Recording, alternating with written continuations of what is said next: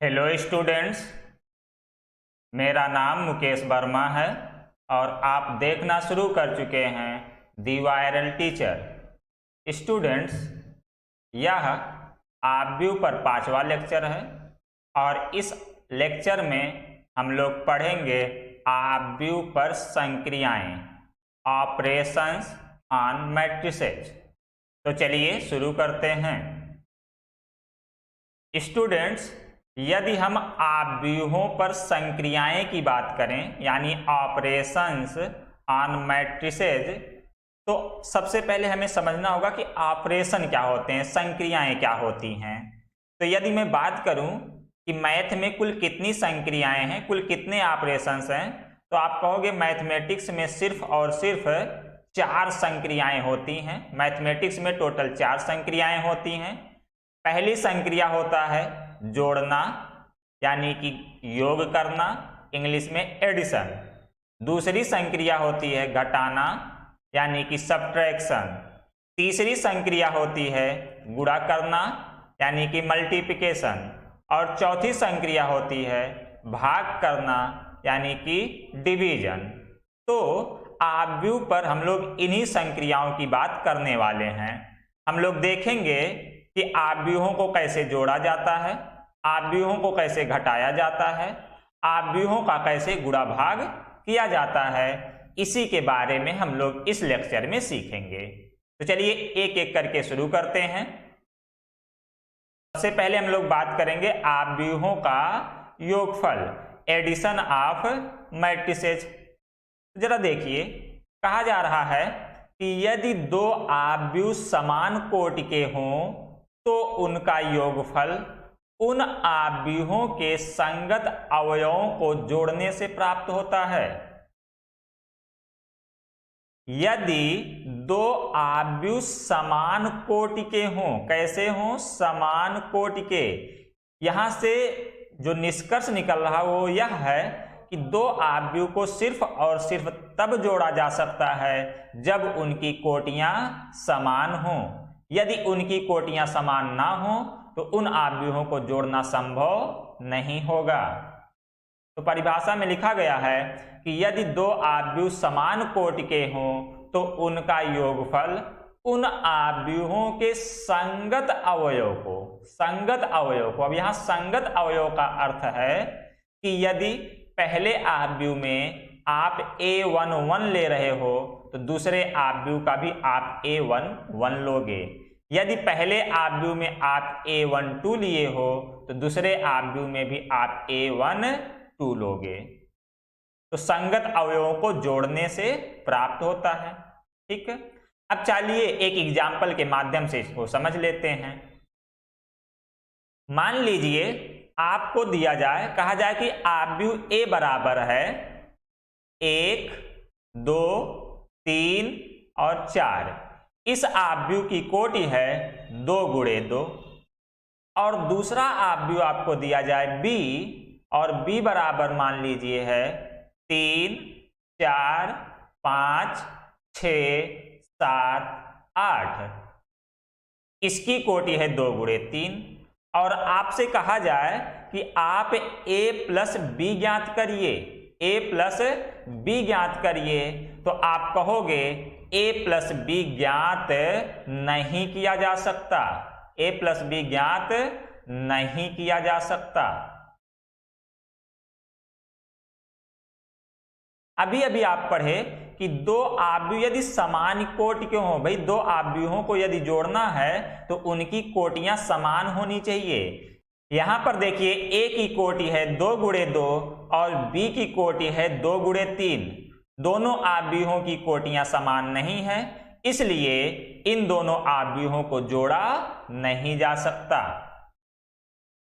चलिए अब अगला एग्जाम्पल देखते हैं। मान लीजिए एक आव्यूह c बराबर दे दिया जाए 3, 4, 7, 2, 8, 9 और दूसरा आव्यूह d बराबर दिया गया है 1, 3, 5, 1, 7, 2। अब यहां आपसे यदि कहा जाए कि आप c प्लस d ज्ञात करिए, तो सबसे पहले देखो, क्या C प्लस D ज्ञात किया जा सकता है? आप जानते हो दो आव्यूहों को सिर्फ तब जोड़ा जा सकता है जब उनकी कोटियां समान हो। यहां C की कोटि है 2 गुणे 3 और D की कोटि भी है 2 गुणे 3।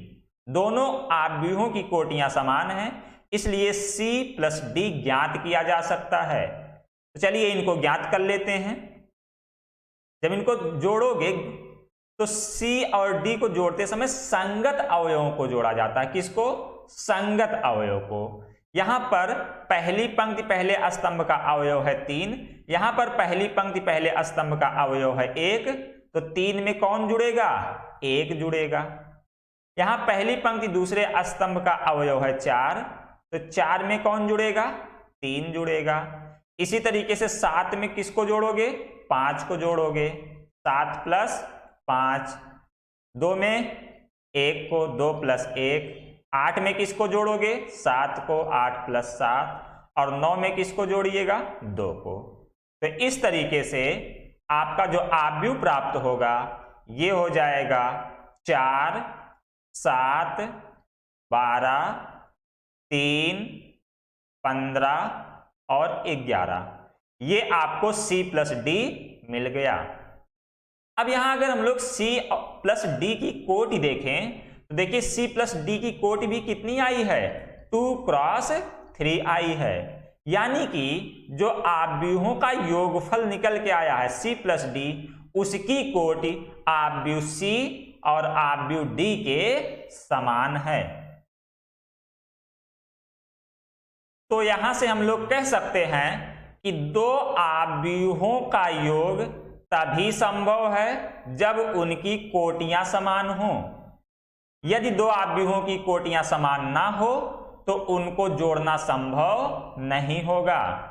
दूसरी बात कह सकते हैं कि आव्यूहों के योगफल A प्लस B की कोटि A तथा B की कोटि के समान होता है। कहने का मतलब A प्लस B की जो कोटि होगी वही A की कोटि होगी और वही B की कोटि होगी। जैसे मान लीजिए आपसे कहा जाए कि एक आव्यूह है A बराबर 3, 2, 1, 7, 2, 8, 0, 3, 5। इसकी कोटि कितनी है? 3 क्रॉस 3। और दूसरा आव्यूह मान लीजिए कहा जाए B है, B बराबर 1, 3, 7, 2, 0, 8, 7, 1, 6। और यहां से आपसे A प्लस B ज्ञात करने को कहा जाए, A प्लस B। तो आप क्या करोगे? A के प्रत्येक अवयव में B के संगत अवयव को जोड़ दोगे। जैसे यहां पहली पंक्ति पहले स्तंभ का अवयव 3 है और यहां B में पहली पंक्ति पहले स्तंभ का अवयव 1 है। इन दोनों को आप आपस में जोड़ दीजिए, तो 3 प्लस 1। इसी तरीके से 2 में किसको जोड़ोगे आप? 3 को, तो 2 प्लस 3। इसी तरीके से 1 प्लस 7, फिर 7 plus 2, 2 plus 0, 8 plus 8, 0 plus 7, 3 plus 1, 5 plus 6। ये आव्यूह A प्लस B का मान हो जाएगा। अब इसी को सॉल्व कर लीजिए। 3 1 4, 3 2 5, 7 1 8, 7 2 9, 0 और 2 2, 8 8 16, 0 7 7, 3 1 4 और 6 5 11। तो ये आपका A प्लस B का मान मिल जाएगा। यहां से हम लोग सीख गए कि दो आव्यूहों को सिर्फ और सिर्फ तब जोड़ा जा सकता है जब उनकी कोटियां समान हो। साथ ही साथ जोड़ते समय उनके संगत अवयवों को जोड़ दिया जाता है और जो योगफल निकल के आता है A प्लस B, उसकी कोटि आव्यूह A या आव्यूह B की कोटि के समान होता है। अब हम लोग देखते हैं कि आव्यूहों के योग के गुणधर्म, प्रॉपर्टीज ऑफ मैट्रिक्स एडिशन, यानी जब दो आव्यूहों का आप योग कर रहे हो तो योग कौन कौन से गुणों का पालन करता है। पहला गुण है आव्यूह का योग क्रम विनिमय नियम का पालन करता है। क्रम विनिमय को कम्यूटेटिव लॉ बोलते हैं। आव्यूह का योग क्रम विनिमय नियम का पालन करता है। इसका मतलब है कि चाहे आप a प्लस बी लिखो या फिर आप b प्लस a लिखो, दोनों का मान बराबर होगा। यही आप क्रम बदल दिए ना, a प्लस बी अथवा क्रम बदल दो b प्लस a, दोनों का मान समान होगा। a plus b is equal to होगा b प्लस a के। आप चाहो तो एक एग्जाम्पल से समझ लीजिए। मान लीजिए a बराबर आपको दिया गया है 1375 और b इक्वल टू दिया गया है 2413। अब यदि आप a प्लस बी निकालोगे तो a के अवयव में उसके संगत b के अवयव को जोड़ोगे। यानी 1 में जोड़ोगे किसको? 2 को। 3 में जोड़ोगे किसको? 4 को। 7 में जोड़ोगे 1 को और 5 में जोड़ोगे 3 को। जब इसका योगफल आप करोगे तो आपको मिलेगा 3, 7, 8 और 8। ये तो a प्लस बी की वैल्यू मिली। इसी तरीके से यदि आप b प्लस a करोगे तो अब b के अवयव में a के संगत अवयव को जोड़ोगे। b में पहली पंक्ति पहले स्तंभ का अवयव है 2, तो 2 में आप जोड़ोगे किसको? 1 को। इसी तरीके से 4 में जोड़ोगे 3 को। इसी तरीके से 1 में जोड़ोगे 7 को और 3 में जोड़ोगे 5 को। जब इनका आप योगफल करिएगा तो देखो कितना मिलेगा? 3, 7, 8 और 8। यह b plus a plus b के समान है। इसीलिए कहा जा रहा है a plus b equal to b plus a। इसी को कहते हैं क्रम विनिमय नियम, यानी क्रम आप आगे पीछे कर सकते हो। तो आव्यूहों का योग क्रम विनिमय नियम का पालन करता है। दूसरा देखते हैं, आव्यूहों का योग सहचर्य नियम का पालन करता है। सहचर्य नियम का मतलब है कि जैसे मान लीजिए 3 आव्यूह a हैं, b हैं और c हैं, तो आप क्या करो? पहले आप b प्लस c को जोड़ लो, उसके बाद उसमें आव्यूह c को जोड़ो, अथवा पहले आप a प्लस b को जोड़ लीजिए, उसके बाद उसमें c को जोड़िए, तो ये दोनों बराबर होंगे। यानी पहले आप b प्लस सी जोड़ लिए उसके बाद a उसमें जोड़े, अथवा a प्लस बी जोड़ लिए उसके बाद उसमें c जोड़े, दोनों के मान में कोई परिवर्तन नहीं होगा, दोनों का मान बराबर होगा। और इसी को हम लोग कहते हैं सहचर्य नियम। तो आव्यूहों का योग सहचर्य नियम का पालन करता है। अगला है, आव्यूहों का योग योज्य तत्समक नियम का पालन करता है। आव्यूहों का योग योज्य तत्समक नियम का पालन करता है, यानी एडिटिव आइडेंटिटी लॉ को फॉलो करता है। अब ये योज्य तत्समक क्या होता है? जैसे मान लो a कोई आव्यूह है, अब इस आव्यूह में आप किसी शून्य आव्यूह को जोड़ दो, अथवा कोई शून्य आव्यूह था उसमें आप a को जोड़ दो, ये बराबर हमेशा आपको a ही मिलेगा। किसी आव्यूह a में शून्य आव्यूह को जोड़ दो अथवा शून्य आव्यूह में a को जोड़ दो, हमेशा प्राप्त होगा आपको a ही। इसी को कहते हैं योज्य तत्समक नियम। तो आव्यूहों का योग योज्य तत्समक नियम का पालन करता है। अब यहां आपको ध्यान देने वाली बात है कि जब a में आप शून्य आव्यूह जोड़ोगे या शून्य आव्यूह में a जोड़ोगे, तो यहां ध्यान देना पड़ेगा कि जो आव्यूह o है, o की कोटि a के कोटि के समान होना चाहिए। o की कोटि a की कोटि के समान होना चाहिए। ऐसा इसलिए कि यदि o की कोटि a के समान नहीं होगा तो a प्लस o ज्ञात करना संभव ही नहीं होगा। इसीलिए o की कोटि यानी शून्य आव्यूह की कोटि ए के कोटि के बराबर होना चाहिए। अगला है आव्यूहों का योग योज्य प्रतिलोम होता है। चाहे कह लो आव्यूहों का योग योज्य प्रतिलोम होता है अथवा कह लो आव्यूहों का योग योज्य प्रतिलोम नियम का पालन करता है। तो सबसे पहले हम ये समझेंगे कि योज्य प्रतिलोम क्या होता है। जैसे मैं आपसे कहूं कि आप 2 का योज्य प्रतिलोम बताओ, तो आप कहोगे कि 2 का योज्य प्रतिलोम -2 होगा। मैं पूछूं 7 का योज्य प्रतिलोम बताओ, तो आप कहोगे 7 का योज्य प्रतिलोम -7 होगा। ऐसे मैं कहूं -3 का योज्य प्रतिलोम बताओ, तो आप कहोगे -3 का योज्य प्रतिलोम 3 होगा। यक्ष का योज्य प्रतिलोम -यक्ष होगा। तो योज्य प्रतिलोम होता क्या है? योज्य प्रतिलोम का मतलब है कि ऐसी 2 संख्याएं जिनका योग करने पर आपको हमेशा 0 प्राप्त हो। जैसे कि आप 7 में जोड़ोगे -7 को, तो ये क्या प्राप्त होगा? 0। -3 में जोड़ोगे 3 को, तो कितना प्राप्त होगा? 0। यक्ष में आप जोड़ोगे -यक्ष को, तो कितना प्राप्त होगा? 0 प्राप्त होगा। तो 2 का योज्य प्रतिलोम -2 हो जाएगा, 7 का योज्य प्रतिलोम -7 हो जाएगा। तो यही कहा जा रहा है कि आव्यूहों का योज्य प्रतिलोम होता है। यानी यदि कोई आव्यूह A है तो एक ऐसे आव्यूह का अस्तित्व जरूर होगा कि जब उसे A में हम जोड़ दें तो वह योगफल 0 हो जाए। तो A का योज्य प्रतिलोम कितना होगा? -A।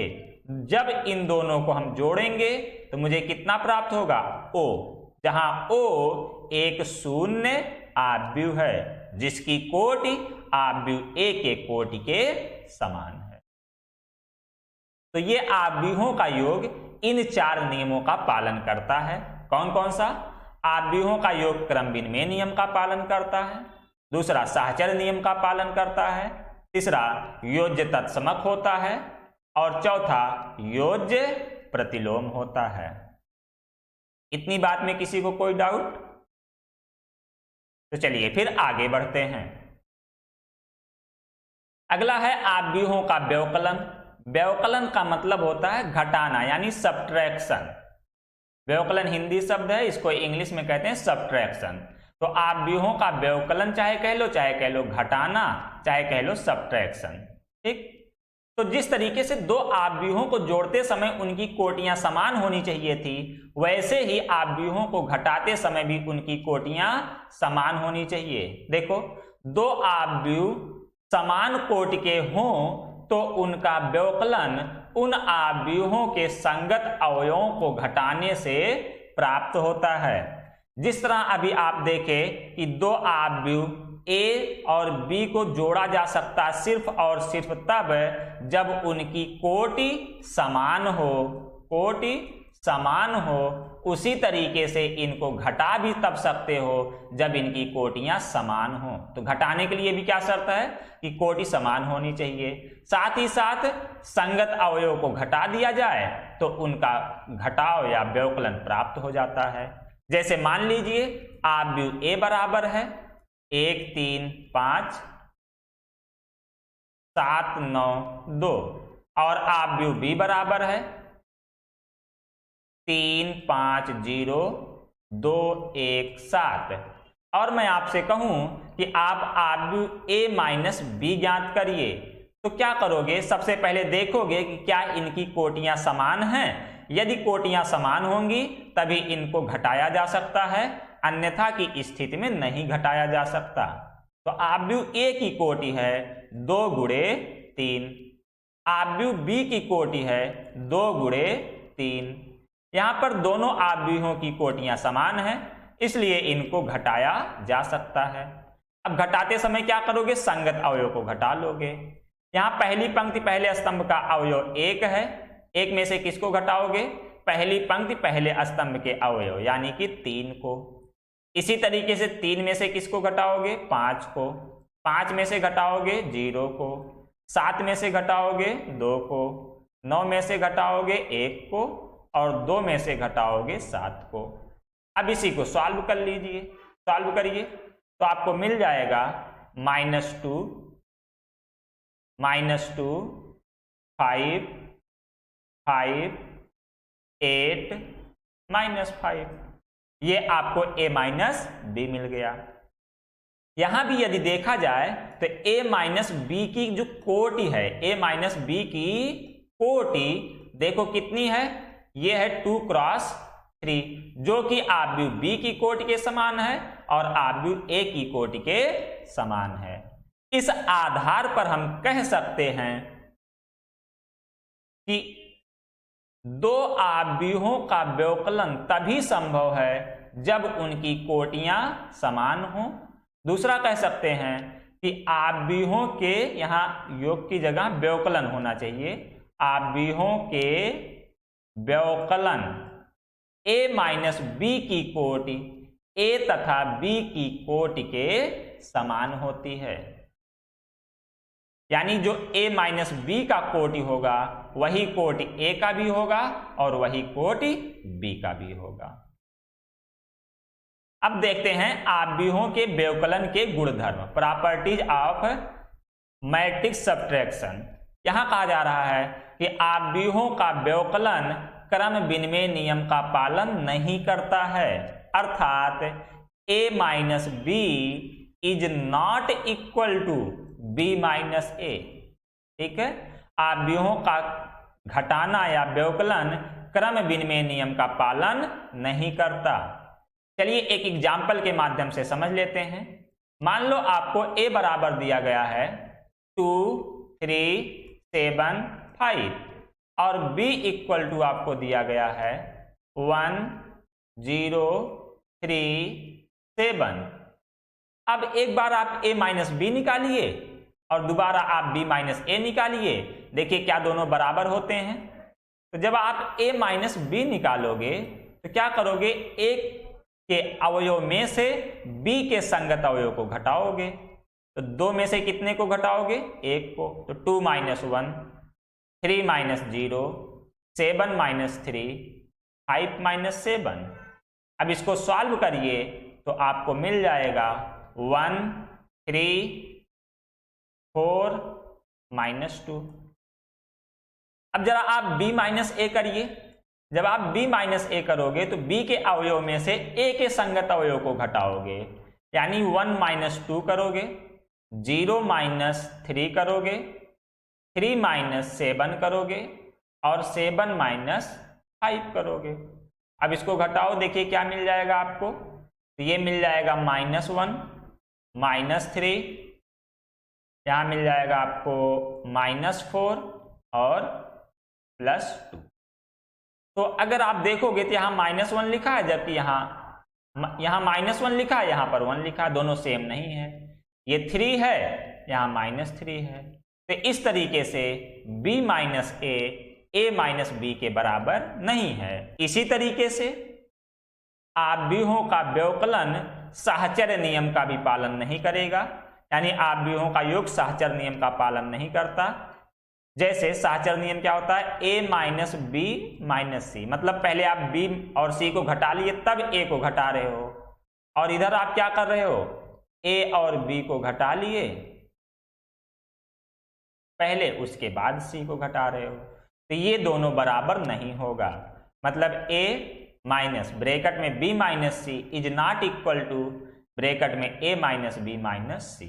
यानी आप कह सकते हो कि आव्यूहों का व्यवकलन साहचर्य नियम का पालन नहीं करता। अब हम लोग आते हैं आव्यूहों के गुणा पर, यानी कि मल्टीप्लिकेशन पर मल्टीप्लिकेशन किससे करना है यह भी देखना है। हम इसमें 2 तरीके से पढ़ेंगे। जैसे मान लो एक आव्यूह है, इस आव्यूह में हम 2 चीजों का गुणा कर सकते हैं, 2 तरीके से गुणा कर सकते हैं। पहला तो इसमें हम किसी अदिश का गुणा कर दें। किसका गुणा कर दें, अदिश का। अदिश से मतलब यहां है किसी अचर संख्या से, किसी अचर संख्या से गुणा कर दिया जाए। और दूसरा इसमें होगा कि आव्यूह ए में किसी आव्यूह का गुणा किया जाए, आव्यूह में आव्यूह का गुणा किया जाए, और एक होगा आव्यूह में अदिश का गुणा किया जाए। तो हम लोग इन दोनों को देखेंगे। सबसे पहले पहले वाले पर बात करते हैं कि किसी आव्यूह में अदिश से गुणा। तो यही आपकी हेडिंग पड़ी हुई है, एक आव्यूह का एक अदिश से गुणा। अदिश का मतलब है कोई भी अचर संख्या। अचर संख्या का मतलब जैसे 2, 3, 4, 5, 6, 7, कोई भी एक अचर संख्या से गुणा कर दिया जाए। ठीक है, तो यहां हम लोग अचर संख्या मान लेते हैं, कोई अचर संख्या k है। अचर यानी कांस्टेंट, कांस्टेंट को हम लोग k मान ले रहे हैं कि कोई अचर संख्या हमारा k है। ठीक, तो क्या कहा जा रहा है कि किसी आव्यूह में एक अदिश से गुणा करने पर इस अदिश का गुणा आव्यूह के प्रत्येक अवयव में होता है। ठीक, किसी आव्यूह में एक अदिश से गुणा करने पर इस अदिश का गुणा आव्यूह के प्रत्येक अवयव में होता है।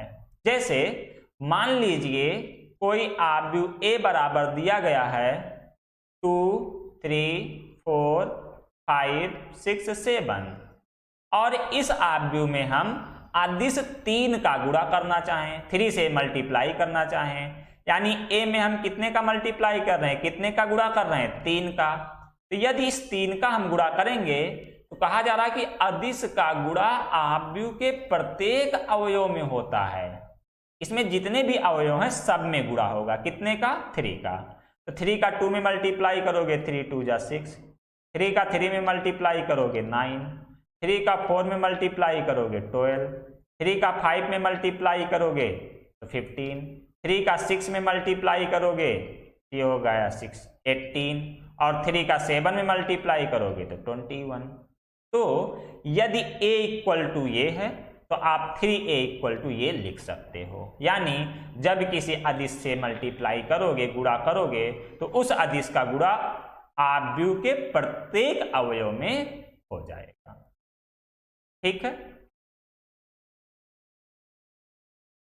अब इस पर आपसे ऐसे प्रश्न भी पूछे जा सकते हैं कि जैसे मान लीजिए आपसे कह दिया जाए कि a इक्वल टू है 2, 3, 4, 5, 6, 7 और b इक्वल टू है 1, -2, -3, 2, 0, 4।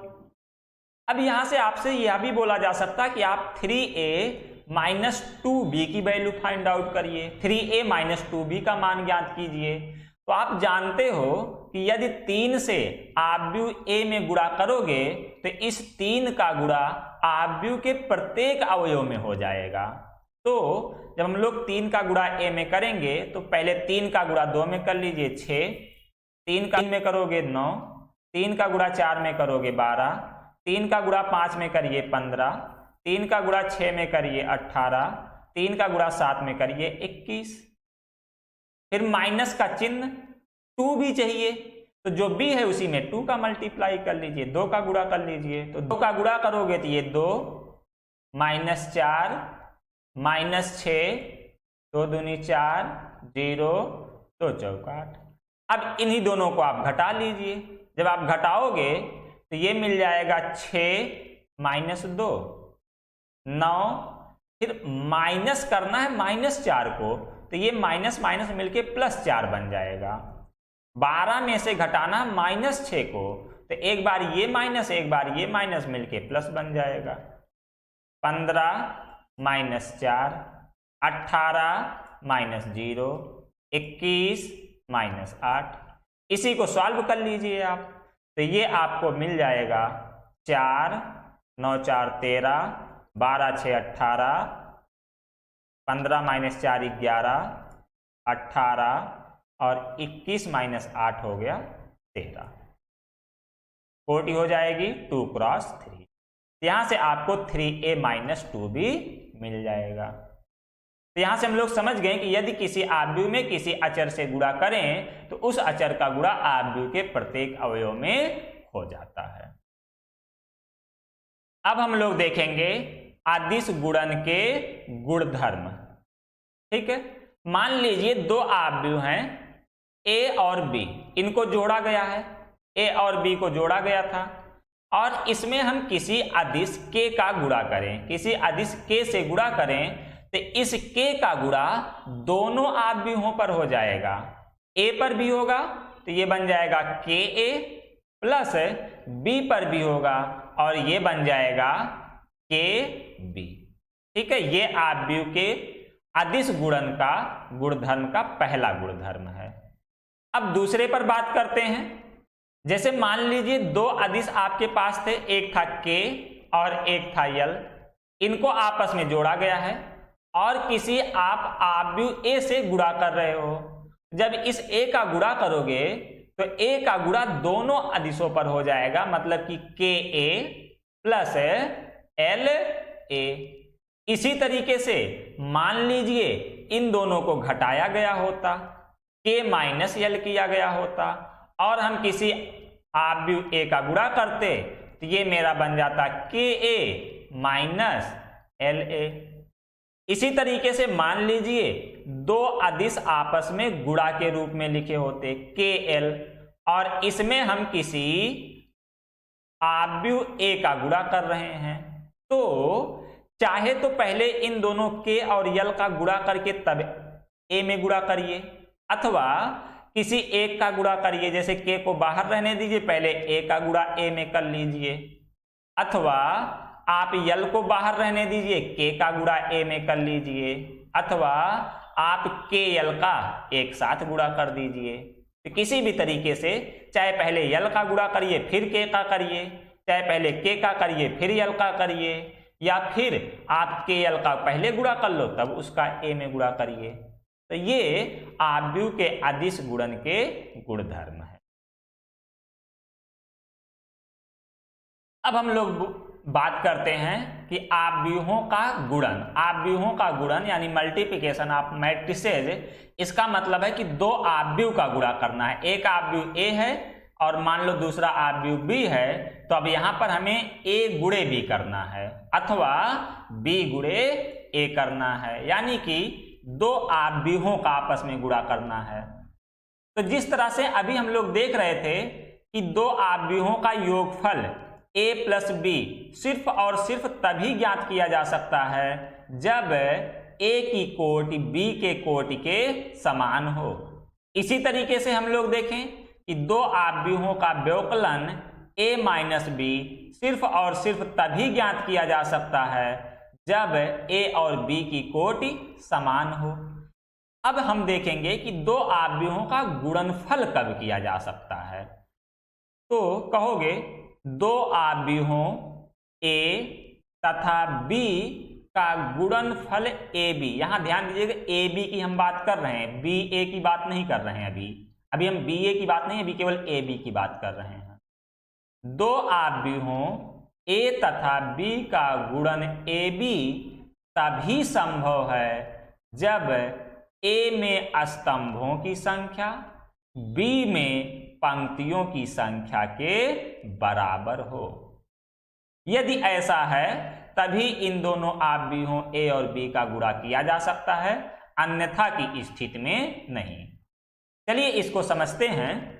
मान लीजिए कोई आव्यूह है a बराबर है aij और इसकी कोटि है 2 क्रॉस 3, और दूसरा आव्यूह है b और इसकी कोटि है b बराबर bij, इसकी भी कोटि है 2 क्रॉस 3। तो मैं पूछूं आपसे कि बताओ क्या ab ज्ञात किया जा सकता है, a और b का गुणनफल किया जा सकता है कि नहीं किया जा सकता। तो आप कहोगे कि यदि ab का गुणा करना है तो a में स्तंभों की संख्या b में पंक्तियों की संख्या के बराबर होना चाहिए। अब देखो a में कितने स्तंभ हैं, a में स्तंभों की संख्या है 3, b में कितने पंक्ति हैं, b में पंक्तियों की संख्या है 2। तो ये दोनों बराबर नहीं हैं। आव्यूह a में स्तंभों की संख्या आव्यूह b में पंक्तियों की संख्या के बराबर नहीं है, अतः ab ज्ञात नहीं किया जा सकता, ज्ञात नहीं किया जा सकता। आप लोग पढ़े होंगे कि जब कोटि लिखा जाता है तो इसमें जो पहला वाला होता है ये पंक्ति को प्रदर्शित करता है और दूसरा वाला जो होता है ये स्तंभ को प्रदर्शित करता है। तो ए में स्तंभ है 3 और बी में पंक्ति है 2, दोनों समान नहीं है, इसलिए ए बी ज्ञात नहीं किया जा सकता। अब हम लोग इसी समय चेक करेंगे कि क्या बी ए ज्ञात किया जा सकता है, यानी बी और ए का गुणा संभव है। तो बी और ए का गुणा सिर्फ और सिर्फ तब संभव होगा जब बी में स्तंभों की संख्या ए में पंक्तियों की संख्या के बराबर हो। अगर ये दोनों बराबर हैं तो गुणनफल संभव है। चलो चेक करते हैं। देखो बी में कितने स्तंभ है इस समय, तो बी में है 3 स्तंभ। ए में कितने पंक्ति हैं, 2 पंक्ति हैं। ये दोनों बराबर नहीं हैं, इसलिए बी ए भी ज्ञात नहीं किया जा सकता। तो आप कहोगे कि बी ए भी ज्ञात नहीं किया जा सकता। यहां ध्यान देने वाली बात है कि जो भी आप निकाल रहे हो, मान लो आप ए बी निकाल रहे हो अथवा बी ए निकाल रहे हो, जो भी निकाल रहे हो, जो पहले लिखा रहेगा, जैसे कि ए यहां पहले लिखा है, तो ए में स्तंभ की संख्या जो बाद में लिखा रहेगा यानी बी में पंक्ति की संख्या के बराबर होना चाहिए। लेकिन आप बी ए निकाल रहे हो तो देखोगे कि बी में स्तंभ की संख्या ए में पंक्ति की संख्या के बराबर होना चाहिए, यानी जो पहले लिखा है उसका स्तंभ चाहिए और जो बाद में लिखा है उसका पंक्ति चाहिए। ठीक है, एक एग्जाम्पल और देखते हैं। मान लीजिए आपको दिया जाए कि a बराबर aij 2x3 और b बराबर दिया जाए bij 3x4, और मैं आपसे पूछूं कि जरा आप चेक करके बताओ कि ए बी और बी ए क्या ये दोनों ज्ञात करना संभव है कि नहीं है। तो जब आप ए बी को चेक करोगे तो देखोगे ए में स्तंभ बी में पंक्ति की संख्या के बराबर होना चाहिए। ए में स्तंभ की संख्या है 3, बी में पंक्ति की संख्या है 3, ये दोनों बराबर हैं, इसलिए ए बी ज्ञात किया जा सकता है, ज्ञात किया जा सकता है। कैसे ज्ञात करेंगे अभी हम लोग इस पर बाद में बात करेंगे, पहले अभी केवल इतना समझते हैं कि क्या इसको ज्ञात किया जा सकता है कि नहीं किया जा सकता है, मतलब क्या ए बी फाइंड आउट किया जा सकता है कि नहीं। तो पहले हम लोग इस पर बात करेंगे, फिर कैसे ज्ञात करते हैं, कैसे उसको निकालते हैं, इस पर बात हम लोग बाद में करेंगे। यहां आप लोगों ने देखा कि ए बी ज्ञात किया जा सकता है। अब हम बी ए की बात करते हैं। बी ए ज्ञात करने के लिए बी में स्तंभ यानी कि कॉलम, ए में पंक्ति यानी रो के बराबर होना चाहिए। अब जरा देखो कि बी में कितने स्तंभ हैं, तो बी में स्तंभ हैं 4।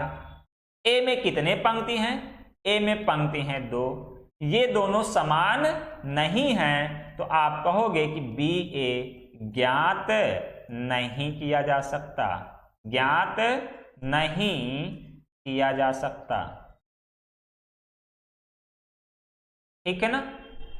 अच्छा, इसी समय एक चीज आप यह भी समझ लो कि यदि आप ए बी ज्ञात कर सकते हो, देखो ए बी ज्ञात कर सकते हो, तो जब ए बी ज्ञात करोगे जो मैट्रिक्स आएगी, जो आव्यूह आएगा, उस आव्यूह की कोटि क्या होगी, तो उस आव्यूह की कोटि होगी 2x4। कैसे मिला, तो ए बी आप तब ज्ञात कर सकते हो जब ए में स्तंभ बी में पंक्ति के समान हो, दोनों 3-3 है ना, इसको हटा दो आप, तो देखो बचेगा क्या, ए में बचेगा 2 और बी में बचेगा 4, तो वही ए बी की कोटि हो जाएगी। चलिए एक एग्जाम्पल इस पर और लेते हैं हम लोग। मान लीजिए मेरे पास आव्यूह सी बराबर दिया गया है Cij 3x2 और डी बराबर दिया गया है Dij 2x4। अब यहां से मैं पूछूं कि क्या भाई CD ज्ञात किया जा सकता है, तो आप कहोगे चेक करते हैं। CD ज्ञात करने के लिए C का स्तंभ D के पंक्ति के बराबर होना चाहिए, जो कि बराबर है, तो इसलिए CD ज्ञात किया जा सकता है। और जो CD निकल के आएगा, जो कुछ भी यहां निकल के आएगा, उसकी कोटि कितनी बचेगी? 3 गुणे 4, 3 गुणे 4। अब चलिए बात करते हैं कि क्या DC ज्ञात किया जा सकता है। DC ज्ञात करने के लिए D का स्तंभ यानी कि 4 C के पंक्ति के बराबर होना चाहिए, जो कि बराबर नहीं दिख रहा है। D में स्तंभ है 4, C में पंक्ति है 3, इसलिए बराबर नहीं है, तो DC जो है ज्ञात नहीं किया जा सकता। इतनी बात क्लियर? इसी पर अभी कुछ एग्जाम्पल और देखते हैं हम लोग। मान लीजिए मेरे पास आव्यूह A बराबर है Aij 3x2 और B बराबर है Bij 4x3। अब मैं आपसे पूछूं कि बताओ क्या AB ज्ञात किया जा सकता है, तो आप कहोगे चेक करते हैं। AB चेक करने के लिए A का स्तंभ B के पंक्ति के बराबर होना चाहिए, जो कि नहीं है, इसलिए AB ज्ञात नहीं किया जा सकता। अब अगर हम BA की बात करें, क्या BA ज्ञात किया जा सकता है, तो BA निकालने के लिए B का स्तंभ, B में 3 स्तंभ, A के पंक्ति के बराबर होना चाहिए। A में कितने पंक्ति? 3 पंक्ति, दोनों बराबर हैं, इसलिए BA ज्ञात किया जा सकता है। और जो BA का कोटि आएगा वो आएगा, देखो B में क्या बच गया, इस 3 को हटा दो, B में बचा 4 गुणे A में बचा 2, तो BA का कोटि हो जाएगा 4 गुणे 2। ठीक है ना? अब आपके मन में एक प्रश्न आ रहा होगा, सर ये बताइए ऐसी कौन सी स्थिति बनेगी जब AB भी ज्ञात किया जा सके और BA भी ज्ञात किया जा सके? क्योंकि अभी तक हम लोगों ने 3 एग्जाम्पल लिया और तीनों में जब AB ज्ञात किया जा सकता है तो BA नहीं ज्ञात किया जा सकता, और जब BA ज्ञात किया जा सकता है तो AB नहीं ज्ञात किया जा सकता। तो आपके मन में ये प्रश्न आ रहा होगा कि क्या कोई ऐसा भी एग्जाम्पल हो सकता है कि जिसमें AB और BA दोनों ज्ञात किया जा सके? तो हाँ, होता है। चलिए उस पर हम लोग बात करते हैं। अब मान लीजिए आपके पास A बराबर है Aij,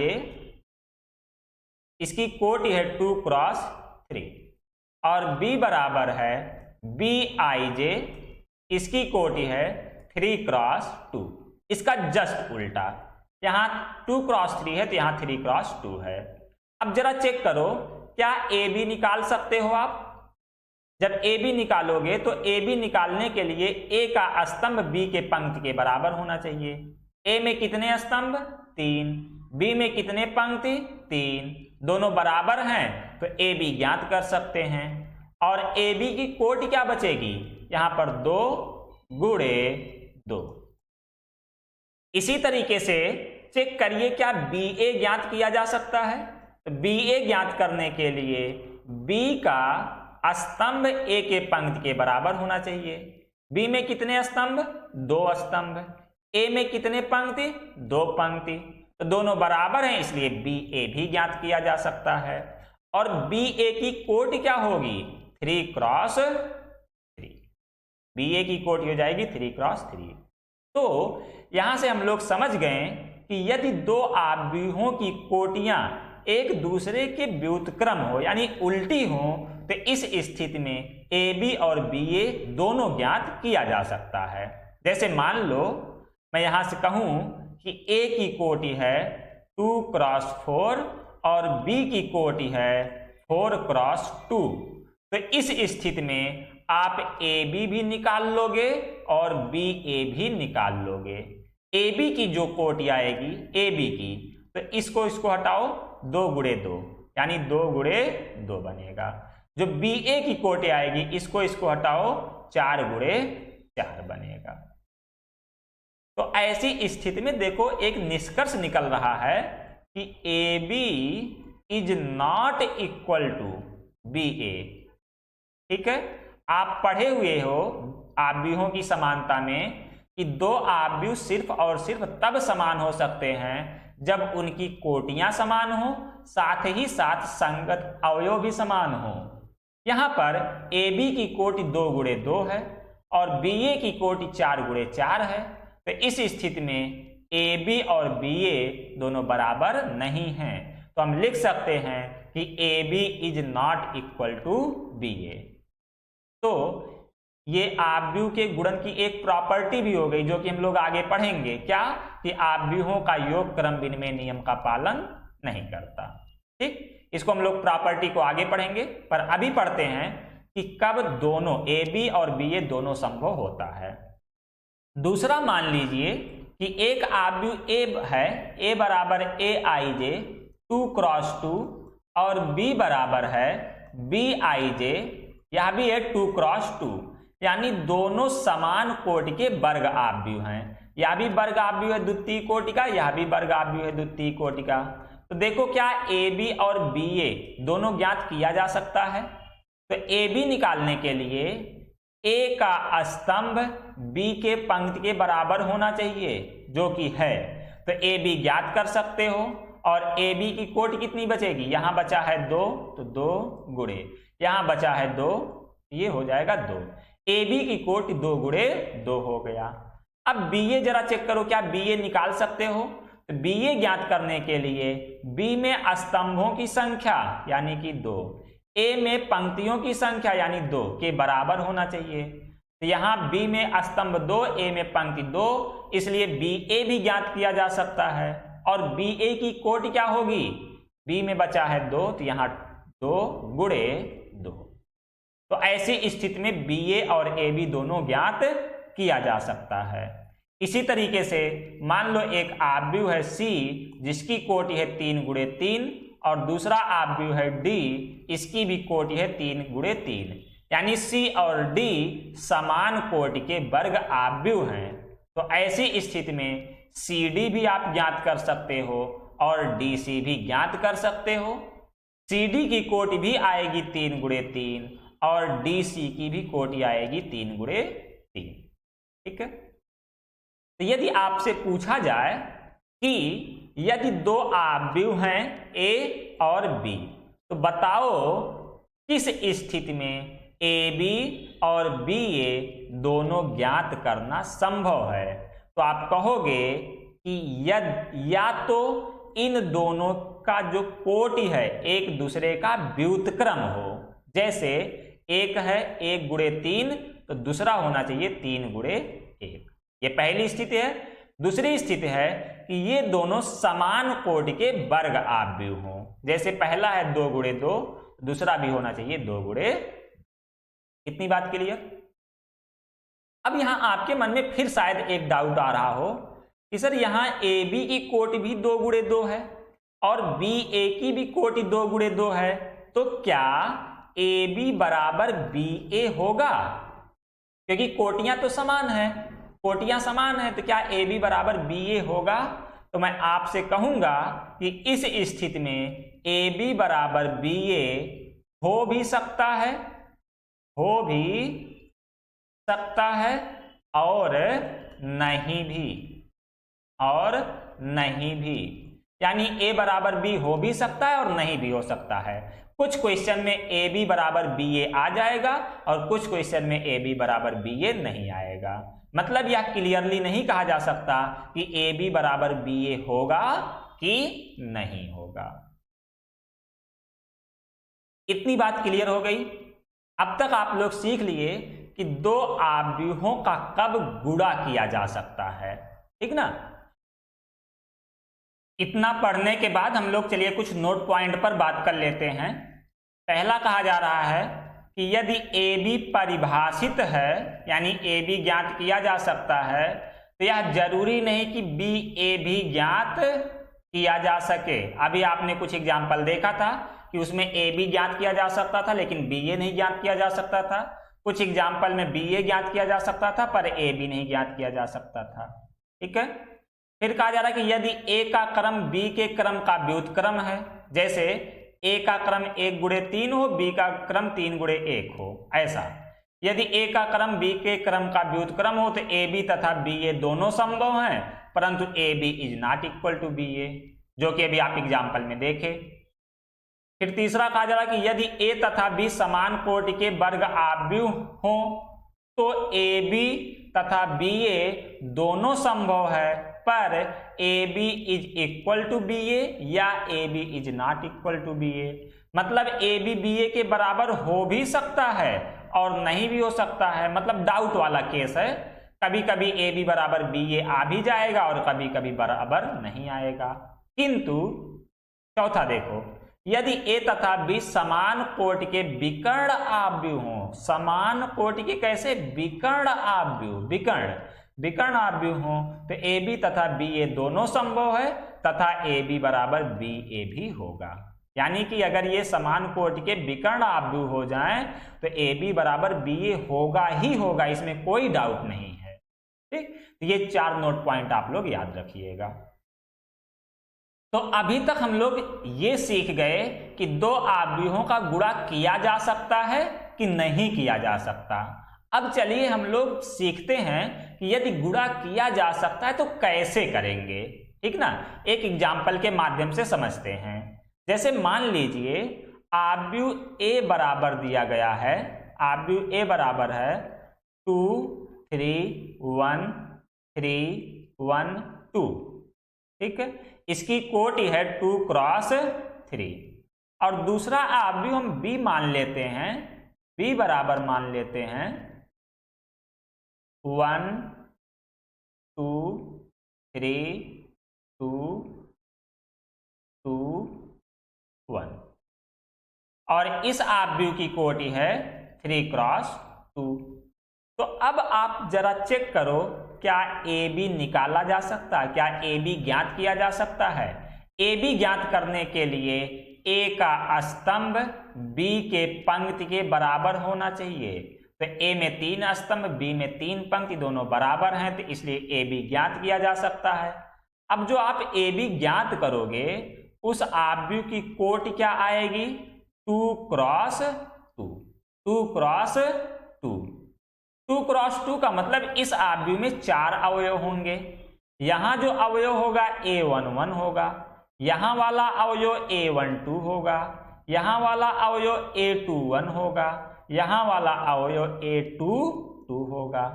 ये बस आपको समझाने के लिए ये लिख रहे हैं, ये लिखना नहीं है, ये केवल समझाने के लिए कि A11 का मतलब है कि पहली पंक्ति का गुणा पहले स्तंभ में करना है, पहली पंक्ति का गुणा पहले स्तंभ में करना है। अब आप ए बी कर रहे हो ना, तो ए का लो पंक्ति, ए की पहली पंक्ति लो यानी ये वाली का गुणा ए के पहले स्तंभ यानी इसमें कर डालिए, संगत अवयव में कर डालिए। यहां आप 2 का गुणा किस में करोगे, 1 में, तो 2 1 के 2 प्लस का चिन्ह लगाइए। 3 का गुणा किस में करोगे, 3 में, तो 3 त्रिक का 9 प्लस का चिन्ह लगाइए। 1 का गुणा किस में करोगे, 2 में। ठीक, तो ये बना A11।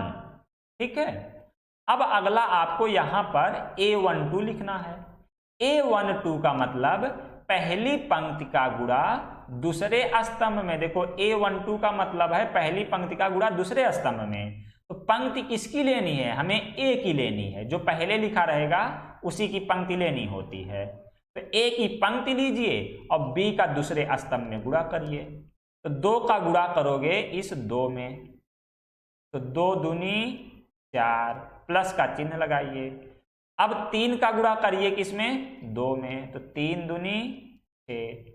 अब 1 का गुणा करिए किसमें, 1 में, तो 1 1 के 1।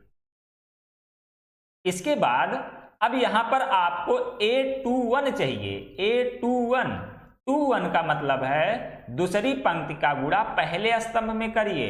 तो दूसरी पंक्ति है 3 1 2, इसका गुणा करना है 1 3 2 में। तो जब 3 का गुणा 1 में करोगे तो 3 1 जा 3, 1 का मल्टीप्लाई यानी 1 का गुणा जब 3 में करोगे तो 1 गुणे 3 हो गया 3। 2 का गुणा 2 में करोगे तो 2 दूनी 4। अब यहां वाला अवयव देखो A22 लिखा हुआ है, इसका मतलब कि दूसरी पंक्ति का गुणा दूसरे स्तंभ में करना है। तो 3 का गुणा 2 में करिए 6 प्लस का चिन्ह लगाइए। 1 का गुणा 2 में करिए 1 गुणे 2 2 प्लस का चिन्ह लगाइए। 2 का गुणा 1 में करिए, 2 1 के 2। अब इसी को आप सॉल्व कर लीजिए, आंसर मिल जाएगा। जोड़िए इसको, 2 9 11, 2 13, 4 6 10 1 11, 3 3 6 4 10, 6 2 8 2 10। ये मिल गया आपको ए बी, 13 11 10 10, 2 गुणे 2 कोटि का। ये तो ए बी मिल गया। जरा देखो, क्या बी ए भी ज्ञात किया जा सकता है?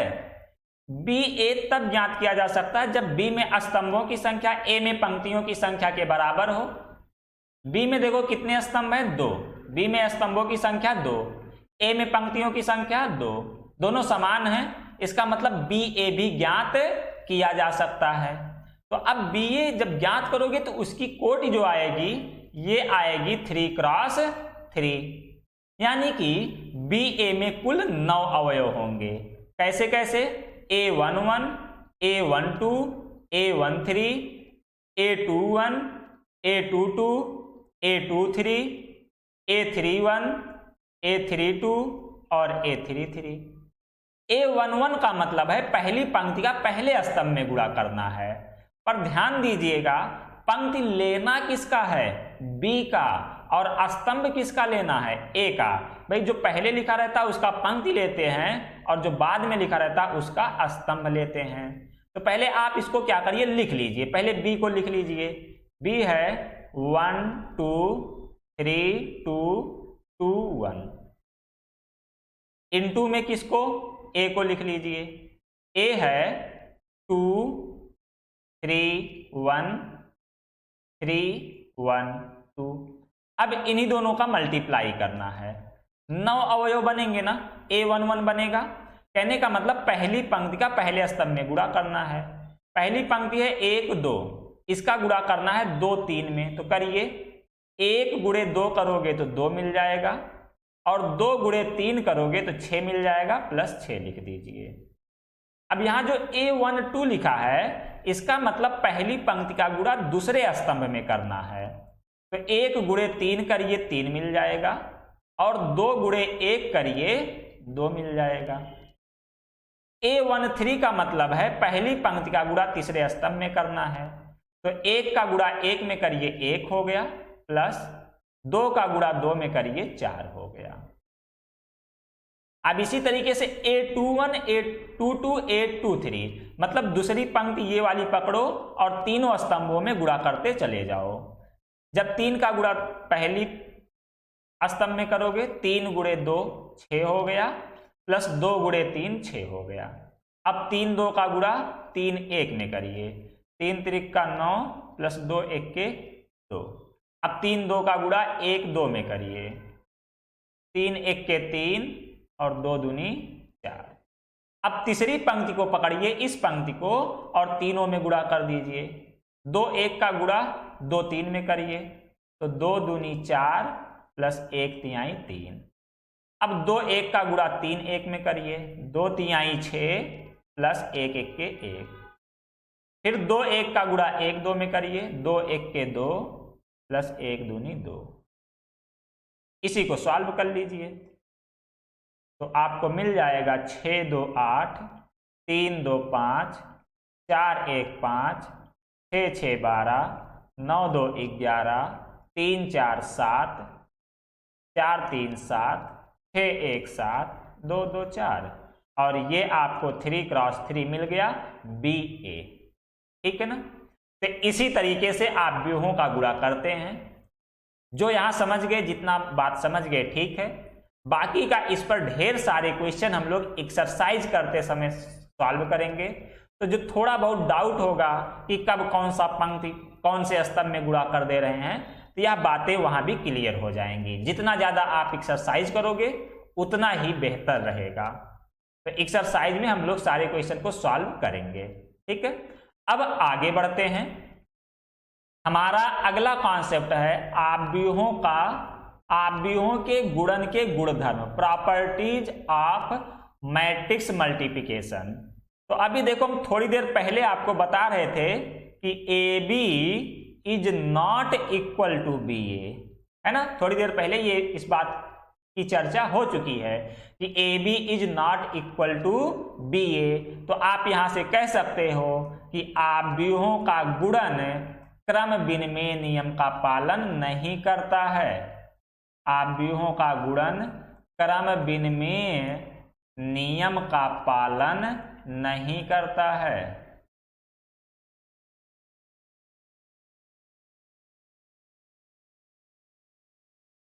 तो पहली प्रॉपर्टी हो गई कि आव्यूहों का गुणन क्रम विनिमय नियम का पालन नहीं करता। लेकिन इसके कुछ अपवाद भी हैं, यानी कुछ ऐसे भी आव्यूह हैं जो क्रम विनिमय नियम का पालन करते हैं। वो कौन सा आव्यूह है? तो आप कह सकते हो कि समान कोटि के विकर्ण आव्यूह, समान कोटि के विकर्ण आव्यूह क्रम विनिमय नियम का पालन करते हैं। क्रम विनिमय नियम का पालन करते हैं।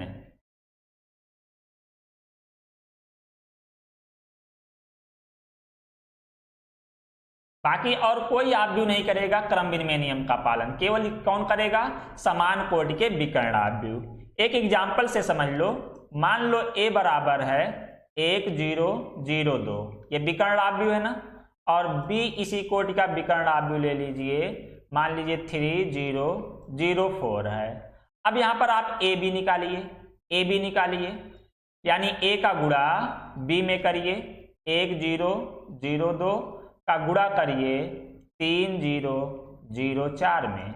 ठीक है, यहाँ क्या करोगे आप? पहली पंक्ति का गुणा पहले स्तंभ में, 1 गुणे 3 3 हो गया, 0 गुणे 0 0 हो गया। अब पहली पंक्ति का गुणा दूसरे स्तंभ में, 1 गुणे 0 करिए 0 हो गया, 0 गुणे 4 करिए 0 हो गया, तो यहाँ हम लोग 0 लिखेंगे। अब दूसरी पंक्ति का गुणा पहले स्तंभ में, 0 गुणे 3 करिए 0 हो गया, 2 गुणे 0 करिए 0 हो गया।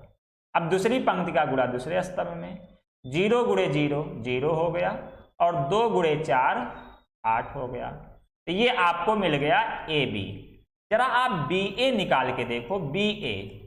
जब बी ए निकालोगे तो बी है 3 0 0 4 का गुणा करना है 1 0 0 2 में, करिए गुणा।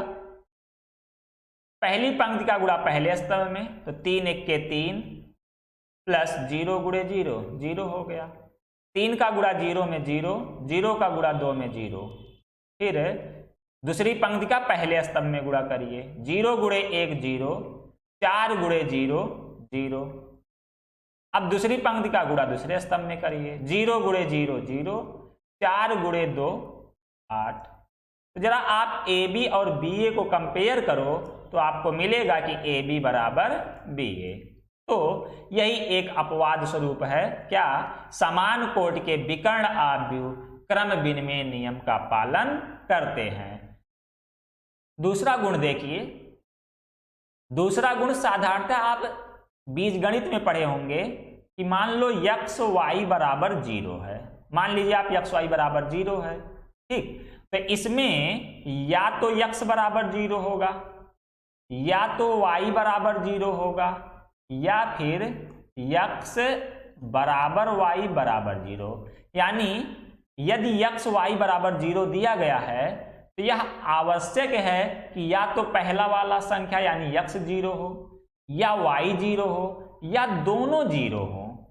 किंतु आव्यूह के साथ ऐसा होना जरूरी नहीं है। मतलब कि दो आव्यूह यदि ए बी का गुणनफल 0 आ रहा है तो इसका यह मतलब कतई नहीं कि a 0 हो सकता है, या b 0 हो सकता है, या दोनों 0 हो सकते हैं।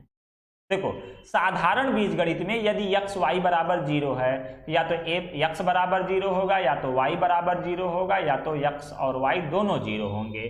किंतु आव्यूह में ऐसा नहीं होता है।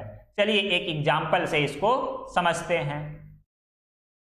मान लीजिए कि a बराबर है 0 -1 0 2 और b बराबर है 3 5 0 0। अब जब आप ए बी निकालेंगे तो निकालिए ए बी, ए का गुणा बी में करिए। a है 0 -1 0 2 और b है 3500। मल्टीप्लाई करिए तो पहली पंक्ति का गुणा पहले स्तंभ में करिए सबसे पहले, तो 0 गुणे 3 0 हो गया, प्लस -1 गुणे 0 0 हो गया।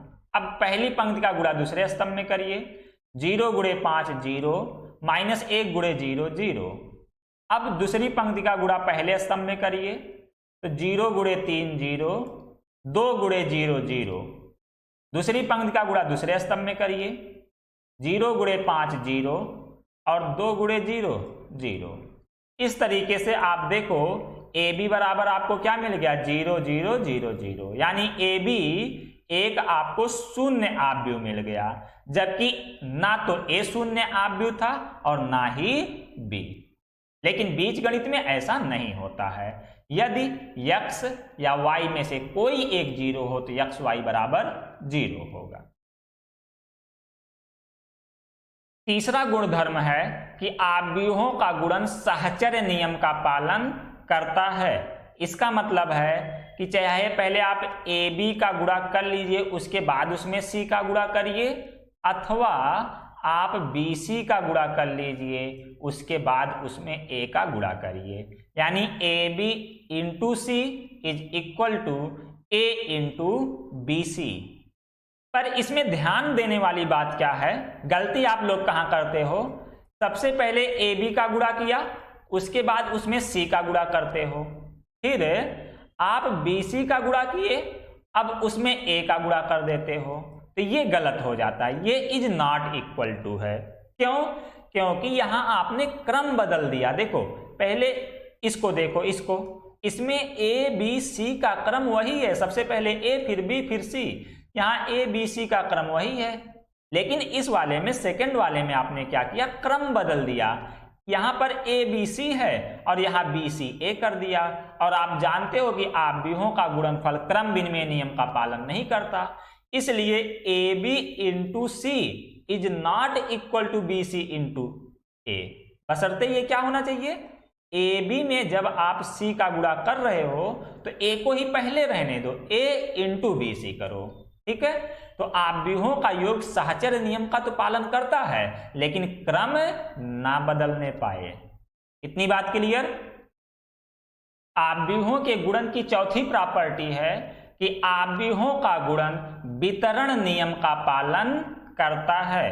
अर्थात मान लो a प्लस बी है, उसमें आप गुणा कर रहे हो c का, तो ये c दोनों पर वितरित हो जाएगा, a पर भी और b पर भी, तो ये बन जाएगा ac प्लस bc, ठीक है। यानी c और a और b दोनों पर वितरित हो जाएगा। पर इसमें ध्यान देने वाली बात होती है कि क्रम नहीं बदलिएगा आप। जैसे मान लीजिए ए बी है और इसमें सी का गुणा कर रहे हो, तो इसे आप सी ए प्लस सी बी नहीं लिख सकते, ये नहीं लिख सकते, क्रम मत बदलिए। देखो सी बाद में है तो सी बाद में ही रहेगा, ए के बाद सी रहेगा इस तरह से और बी के बाद सी रहेगा इस तरह से। इसी तरीके से मान लीजिए सी हो, अब लिखा हो ब्रैकेट में a माइनस बी लिखा हो मान लो, तो अब c a और b दोनों पर वितरित होगा, लेकिन c पहले ही रहेगा, यानी ये बनेगा सी ए माइनस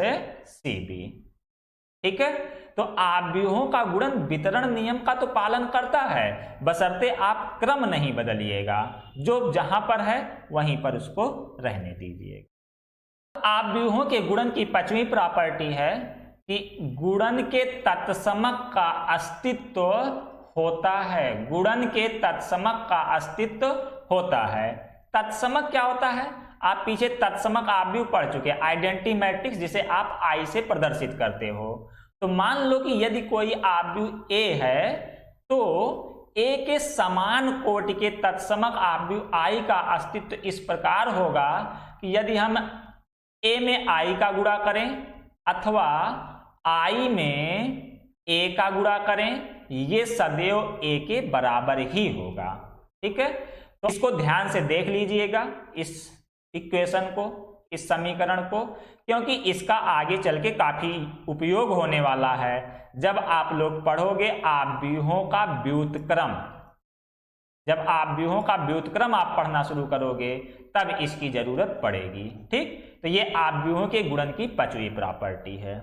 गुणनफल पे बस इतनी ही प्रॉपर्टी है। उम्मीद करते हैं ये सारी प्रॉपर्टी आपको समझ में आई होगी।